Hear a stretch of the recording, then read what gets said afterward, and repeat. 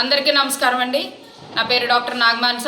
నేను జనసేన పార్టీలో డాక్టర్ సెల్లో రాష్ట్ర కార్యదర్శిని. మాది అమలాపురం నియోజకవర్గం నుంచి మాట్లాడుతున్నాము. మరి నిన్న జరిగిన తాడేపల్లిగూడెం సభలో భారీ బహిరంగ సభలో తెలుగుదేశం జనసేన పార్టీ ఉమ్మడి శంఖారావాన్ని మా అధినాయకుడు పవన్ కళ్యాణ్ గారు తెలుగుదేశం నాయకుడు చంద్రబాబు నాయుడు గారు ఇద్దరు కూడా మంచి మెసేజ్ని అయితే పాస్ చేశారు. ఈరోజు ఈ యొక్క వైసీపీ ప్రభుత్వాన్ని అంతం చేయటమే మన యొక్క ఉద్దేశం అని చెప్పి నిన్న జెండా మీటింగ్లో ప్రతి ఒక్కరికి చెప్పడం జరిగింది.